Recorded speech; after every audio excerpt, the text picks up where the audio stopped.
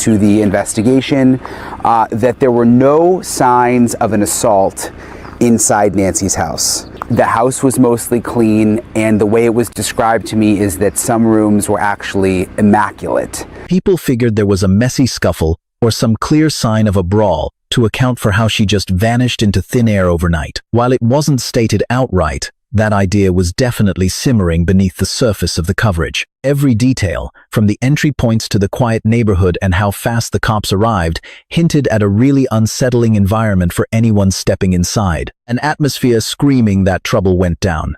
But then, on March 31st at 5:36 p.m., Brian Entin dropped a bombshell. A close look at his update turns our whole understanding of that crime scene upside down. Someone tied to the probe claims the interior showed no indications of a physical altercation. Beyond that, the insider says several parts of the home were in pristine condition. Spotless is the word investigators used, noting zero traces of a struggle at the victim's place. The dwelling was generally orderly, with some spots being characterized as completely untouched. Think about that specific phrasing for a moment. As it's hardly standard police jargon, it carries weight. You don't label a potential homicide scene as flawless unless you're trying to highlight something huge. That observation hits the nail on the head regarding the central mystery. It's the very issue authorities have been circling from the very start. If the home remained totally peaceful and the living areas were tidy with no indicators of any sort of physical conflict, what did the responding officers actually witness upon entry that prompted Sheriff Nanos to bring in the murder squad right out of the gate? Former federal agent Jennifer Kidnapper raised that exact point shortly after the news broke. We're diving deep into that query today because finding the truth here completely flips the script. Let's look at the facts regarding the blood near the entry. Prior to analyzing the latest insider leaks, we need a solid baseline of established facts, since everyone here follows this closely, and every minor point counts. Savannah Guthrie's mother, Nancy, was officially declared missing from her Tucson residence in early 2026. We have already broken down the chronological sequence of events in our earlier segments. The crucial part for our talk involves what the police discovered on site. This is the information the Pima County Sheriff's Office has officially verified. Investigators found biological traces at the primary doorway. Lab tests proved that the blood belonged to Nancy. Furthermore, the way the stains were distributed, based on Ashley Banfield's podcast coverage, appeared to be a series of drops leading across the doorway and onto the porch. They looked consistent and hadn't been smeared at all.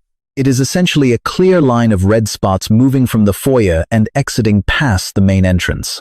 I want to be crystal clear about where this info originates, as accuracy is our top priority. The forensic proof that it was her blood by the door is a fact from the sheriff's office. That's on the books. The detail about the trail heading outside is strictly from Banfield's reporting. It hasn't been corroborated by official police statements yet. We're sharing the info while giving credit and adding necessary disclaimers. Regardless, the verified fact remains that her blood was right there at the entrance. It belongs to Nancy. The trail points towards someone moving out the door and away from the living spaces inside. Now, let's look at Entin's latest scoop. According to one anonymous contact familiar with the probe, there weren't any indications of violence within the residence. Specific living areas were supposedly, to quote the source, exactly spotless. So, you've got blood right at the doorstep, proven to be Nancy's, and heading outside, while the rest of the home looks perfectly calm, according to an insider. Both details can be true simultaneously, but they spark intense questions about the precise location where the attack started and what Nancy's final minutes indoors actually entailed. Examining the splatter evidence, let's break down the scientific and investigative importance of finding blood right at the doorway. The placement of this clue isn't some minor detail. It might be the most vital physical proof we have. A doorway is a transition zone. It sounds deep, but in crossage, it's a technical term. It marks the shift from indoors to outdoors, from a secure environment to the open world, and from privacy to the public eye. Whenever blood turns up there, the primary goal for any tech is determining the path of travel. If the stains are on the inner side of the frame, or the flooring inside heading for the exit, it implies an outward trajectory. It hints that the person was either moving, being led, or even hauled toward the street. Finding stains mostly outside or right on the doorframe heading away implies that the trauma occurred while passing through. It might suggest someone tripped, got struck, or made contact exactly as they moved across that specific boundary line in the house. Per Banfield, noting this remains an unverified claim by local authorities. The crimson trail appears as drips leading past the entrance and away from the house. That trail heading away is a big deal. It indicates someone was actively bleeding while on the move, rather than a stationary event where blood just collected in one spot. Now, contrast that with what Enton's source said about the house being totally pristine in several key areas. If the home was really that orderly, no tipped chairs, no scuffing, no mess, then the doorway blood carries even more weight. It suggests the inciting incident occurred right there at the exit, rather than somewhere in the back rooms. It implies the moment she was taken happened exactly at the entrance.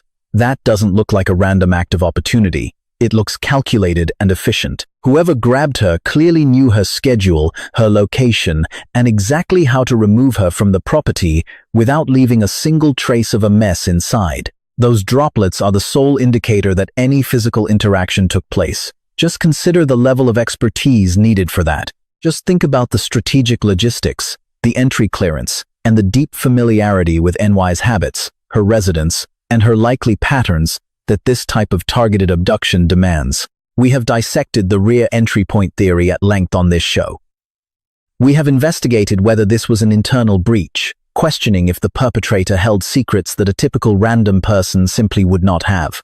Combining the blood evidence with the reports of a tidy home creates a scenario that feels anything but spontaneous.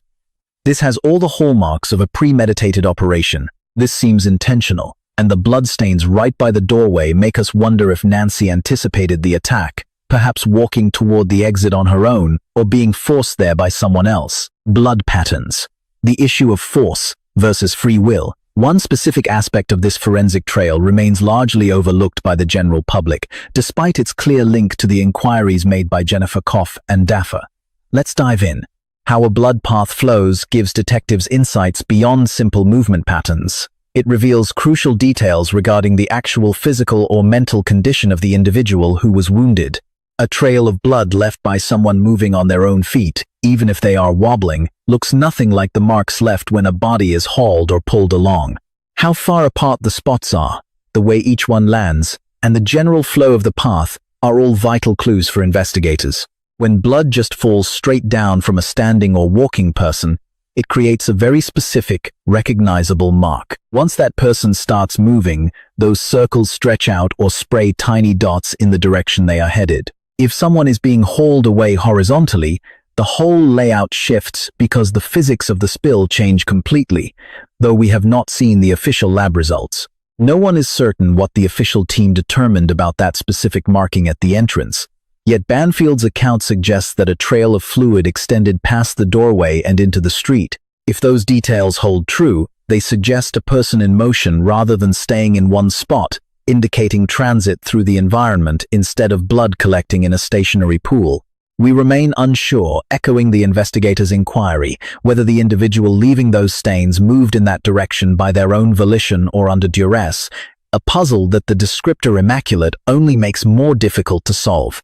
It complicates things because if Nancy stepped toward that exit under her own power, being fully capable of movement, then her motivation for doing so requires an explanation. What drives a person to head for the entrance at such an hour? What motivation was powerful enough to stir her, get her upright, and convince her to unbolt the door? It boils down to either trust or terror. Since the interior lacked any signs of a fight or home-based coercion, the notion of a pre-existing relationship carries more weight, meaning whoever was involved in her disappearance likely knew her personally, possessing a level of credibility that allowed them access she would never provide to some stranger. Our show has dedicated plenty of energy to examining entry points regarding this mystery. We won't rehash every detail now, yet I need you to grasp that concept, the choice between belief and pressure, as we transition into our main topic. Since the solution to that mystery might mirror what the initial officers witnessed, potentially explaining why they labeled this a killing long before the general public heard any such official confirmation. Consider the term immaculate and its true significance. Let us dive deep into that phrasing, because I believe its impact was lost when the original update surfaced. Most folks just glanced at it and kept on browsing. However, within a search for a lost individual where police deployed murder investigators from day one, using immaculate is far from a random choice. It serves as a heavy-duty forensic indicator and a tactical alert. Within a crime scene, a perfectly clean room usually implies that no physical altercation ever took place in that specific area. The chairs are straight, nothing is broken, and there is no blood or any sign that someone was scrambling to save their own life. On the surface, it just means the place was left alone, but forensic experts have to look at a much more unsettling possibility. You can manufacture a clean look, hide the evidence, and scrub a scene until it looks like nothing ever happened. When detectives find a house where a woman has vanished, but the rooms look eerily perfect, that very cleanliness starts to look like a red flag. We have discussed the idea of a staged scene before, specifically what it means if someone wiped down the house or moved things around before the police arrived, tampered with or scrubbed away the trail of what truly happened. Let's be clear, we don't actually know which possibility explains why the contact used that phrasing. We aren't suggesting that the area was definitely faked. We are simply saying that calling a place spotless raises more questions than it answers. Here's the thing about staging. It is almost never executed perfectly. There is always a red flag, the room feels sterile, the layout is too planned, there is a total disconnect between the environment and the incident. Those little inconsistencies and forensic gaps are exactly what professional investigators are trained to spot when they enter a room. So when that specific source describes the rooms as pristine, you have to ask yourself, who stands to benefit from that narrative being leaked to the public? Is the informant trying to reassure everyone that Nye's home showed zero signs of a struggle? Or are they subtly warning us that the unnatural cleanliness was a major red flag? The wording is very specific. Only certain rooms were clean, which makes you wonder about the condition of the rest of the house. It is a mystery since Anton's update lacks detail. His informant evidently marked particular areas as spotless, suggesting that various sections might have been characterized differently during the actual walkthrough. This detail about which specific rooms were untouched is something we are going to be tracking very closely as more info comes out. Should it emerge that specific chambers remained untouched, while other zones contained clues currently under police scrutiny, that provides a totally unique perspective on those crimes versus a generic claim that everything stayed quiet. A trio of queries from Kidnapper. Shortly after Anton shared his findings, veteran federal investigator Jennifer Kidnapper posted a public rebuttal, and her tone was anything but settled or calm. Her remarks were biting, centered on 3 distinct probes. If these haven't crossed your radar yet, they are essential. Before explaining her specific points, though, I will set the scene. Recognizing why her reaction is significant is crucial. Aside from her professional background as an ex-agent, she remains one of the most outspoken figures following this drama. She refuses to mince words. She doesn't hide behind the idea that the authorities know best when something clearly doesn't make sense, and she calls it out. Her public reaction was built around 3 very sharp questions, and the biggest one of all needs a bit of background to fully grasp. If the inside of the house was completely undisturbed, why did the sheriff bring in murder investigators on the very first day? That is the real puzzle, and it is worth its own deep dive because it is not just a casual inquiry. This points to a calculated leadership choice made by the head of the department within the opening hours of the active search. Before moving forward, I need to clarify her other 2 points, as they are far from trivial details. Roy, these are foundational. Kidnapper's second inquiry, her second point, looked at the lack of any physical assault evidence inside and how that messes with the timing of the whole case. If Nancy was not attacked in her own home, then whatever happened must have occurred at the door, in a car, or somewhere else. Did it take place at the doorway? Was it in some car? Or perhaps at a different site? Each scenario leads the detectives down a completely different path. A hit that happens indoors leaves a messy trail. You will find genetic samples, cloth fibers, scuffs, prints on the door frames, shifted dust, or torn nails in the rug. Forensic experts use that kind of physical proof to nail down a conviction, but a struggle that occurs mainly outside the residence, whether at a doorway, inside a vehicle, or at some remote spot, it is much tougher to piece together, especially if the weather has already ruined the outdoor clues. Daffer is essentially asking a simple thing. If the proof isn't indoors, where did it go? Has the clock run out? Or has the scene been ruined so much that nothing is left? Now for her third point, and I want to be very specific since she posted this on social media on March 31st, it focused on the blood-specific characteristics. Since stains were found at the entrance but the house was supposedly spotless, what does that splatter actually reveal to detectives about the order of what happened? Did she sustain a single injury in one spot? Or was she bleeding out as she moved across a certain distance? Those drops leading from the entryway out toward the yard, as Banfield mentioned, does that trail prove whether Nancy walked out herself while bleeding, or if someone actually dragged her body? These aren't just hypothetical musings. This is precisely how a retired Fed thinks when insiders start using terms like pristine to describe a scene under active review. Now for the big one. Treating it as a homicide from the jump was an operational choice. Why did Sheriff Nanos put a murder detective on it immediately? Various prominent media companies verified these facts. There's zero doubt here. Starting from the initial phase of the search for Nancy Guthrie in the very first moments, before they found a body, before naming a cause of death, before even knowing the full story, Pima County sent in murder investigators. I really need you to grasp what that specific call actually implies for the investigation. If you don't understand police tactics, it's easy to assume this is standard procedure. It isn't. Homicide units are highly specialized assets.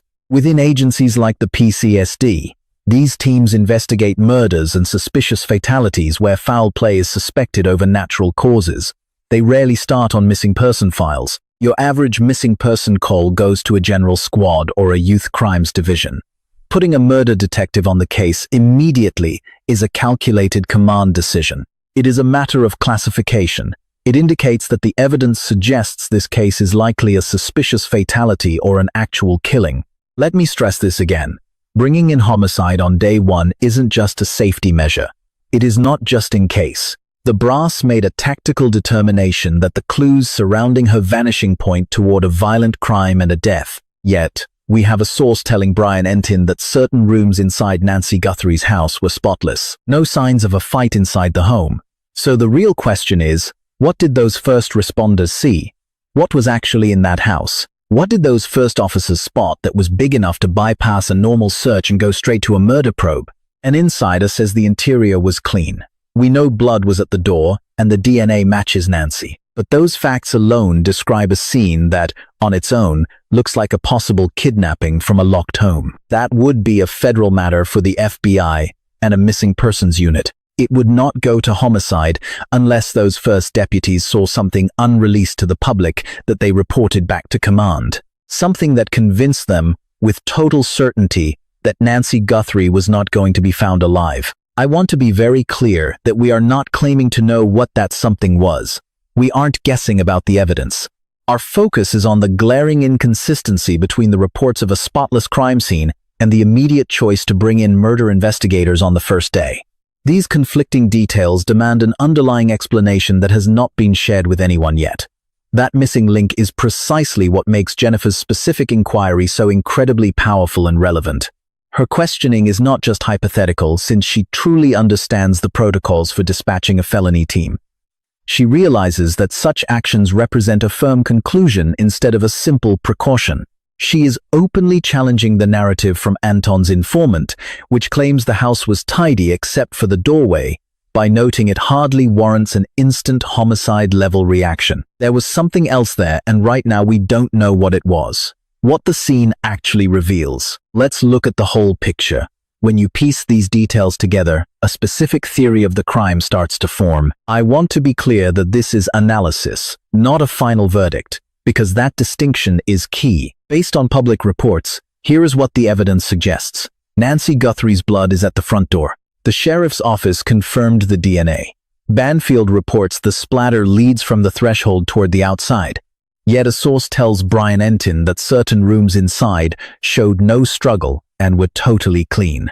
Imagine you're a criminalist poring over those crime scene photos. What would you conclude? You'd see a struggle that either started right at the front door or was very intentionally confined to that one specific entryway. You'd realize that whatever physical altercation took place, whatever made Nancy bleed, it all happened at the moment she left the house, and definitely not a single second earlier. And that brings up a question we have had since the start. Did Nancy open that door herself? This isn't just some minor detail. If Nancy headed for the front door, unlocked the deadbolt, and stepped to the edge, it proves for a fact that she wasn't snatched from her bed. It means she wasn't caught off guard in the lounge. It suggests she was heading for that exit on her own 2 feet. So, the really big question is why? Was she tricked? Did someone she knew or someone who looked safe lure her to the door late at night? Did a sudden alert or a familiar visitor lure her into a trap?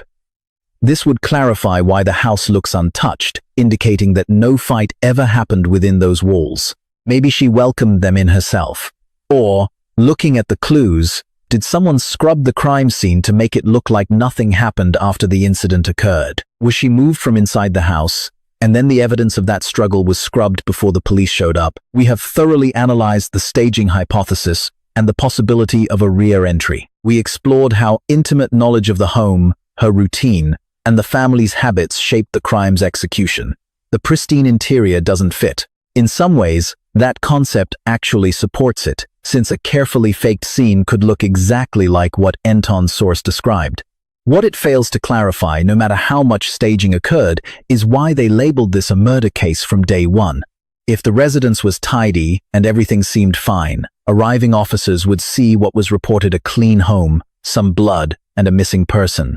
Those are kidnapping signs. That is a major situation, but it isn't an obvious murder, unless they overlooked a detail that a responding deputy flagged for leadership immediately. Something gave the decision-makers enough confidence to officially classify this as a death investigation right from the start. What was that specific factor? We are unsure, but the importance of Nanos choosing homicide detectives so quickly isn't just some minor procedural fluke. It stands as the most critical public sign of what authorities believed they were dealing with during those initial hours. This simply doesn't line up with the description of the rooms being spotless, creating a conflict between Nanos's actions and the narrative. We have been working toward a very specific question, and I promised a payoff. Here is the situation. A woman vanishes, and her blood is found by the front door in a pattern suggesting she was moved. Furthermore, an insider, close to the probe, describes parts of the home's interior as being in perfect condition. There were no signs of a struggle or mess, yet the agency prioritized murder investigators the very second this began. This video aims to make you truly wrestle with how those final 2 points overlap. These aren't just minor or accidental discrepancies we are seeing. These contradictions represent a deep-seated flaw in the official narrative being sold to the public. If that house was truly left alone, and if forensic evidence only shows a woman walking out her door, then nothing in the physical evidence we've been told about justifies the immediate decision to treat this as a homicide. Yet, Sheriff Nanos made that exact call on day one. Only a few possibilities exist for how these 2 facts can both be true. Perhaps the source talking to Enin was only providing part of the information. They weren't necessarily lying, but they weren't giving us the whole story either. Perhaps the term pristine only applied to part of the house, while other rooms told a completely different story. We've already pointed out that the report mentioned certain rooms, not the whole residence, which is a key distinction. If certain rooms were clean while others were a mess, or if the forensics revealed something complex in areas that haven't been described, then assigning a murder detective makes a lot more sense. It implies there is more evidence than what has been made public, making the immaculate description technically right but strategically vague. The second possibility is that the murder classification wasn't based on physical evidence found inside the house at all. Maybe it was intelligence or background info regarding Nancy and her past relationships that tipped them off. This context likely told police before their first sweep was done that this wasn't just a simple disappearance. They realized the situation had ended tragically. That murder designation came from prior knowledge, rather than just what the scene itself showed. This second possibility is actually much more troubling, because it suggests that the police had access to intel before the case even went public. They might know something that we are still totally in the dark about. The third possibility, which I am not stating as a fact but will lay out clearly, is that assigning a murder detective right away was a choice made with full knowledge of the crime scene.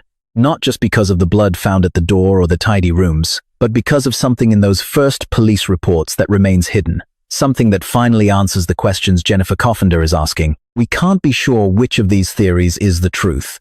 We just know all 3 exist and must be measured against the official story being told, because here is what Sheriff Nanos has shared with us. He has offered us reassurances, held press briefings, and used a lot of official jargon regarding the status of the investigation. He has yet to clarify his reasoning for putting murder detectives on a job where, per an insider connected to the probe, parts of the missing woman's house were actually found in pristine condition. The massive disconnect between his tactical choices and the evidence found at the site isn't some minor oversight.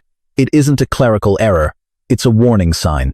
It is the kind of red flag that experienced investigators like Jennifer Kidnapper notice immediately and start questioning. This audience shouldn't overlook it either after everything we've uncovered.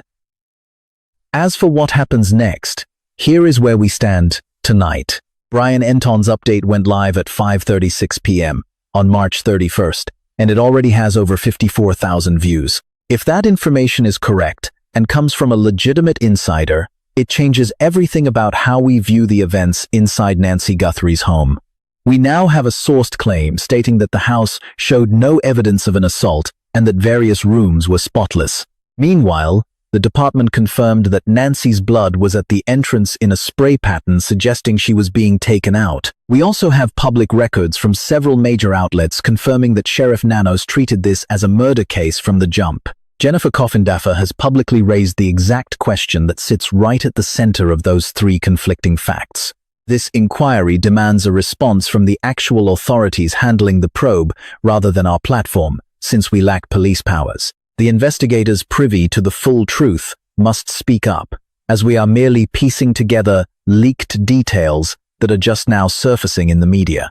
Consider what those initial responders witnessed inside that residence. Which specific details in the early files prompted them to treat the case as a murder right away? That shift occurred long before any official source described the evidence as anything more than simply worrying. Our team is going to keep following this trail. We are currently preparing several new features, exploring various perspectives on the crime. These insights tie directly into the broader narrative we have been developing throughout this entire investigative project. A second ransom demand, that Pima County officer, the nearby land, and the discarded coat all fit into the overarching mystery surrounding Nancy Guthrie. We have to wonder if the story shared with the public truly reflects what the police have uncovered behind closed doors. For now, you just need to keep this one question in mind. A source close to the probe described the house as being immaculate, yet the head of the department decided within the first 24 hours that this was officially a murder case. Both matters haven't been cleared up for everyone yet. That's long overdue. See ya in the follow-up. This case reminds us that truth is often hidden, not in what we see, but in what doesn't make sense. A spotless home, a quiet neighborhood, and no visible signs of struggle might seem reassuring at first glance. But sometimes, silence can be the loudest warning. The deeper lesson here is about awareness and critical thinking.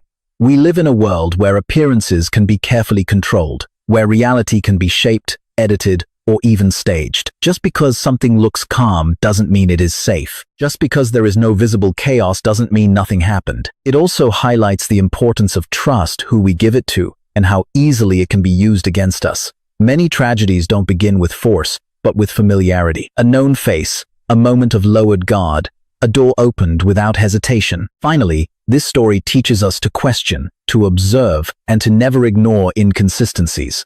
When facts don't align, there is always a deeper truth waiting to be uncovered, because sometimes the most dangerous situations are the ones that look perfectly normal.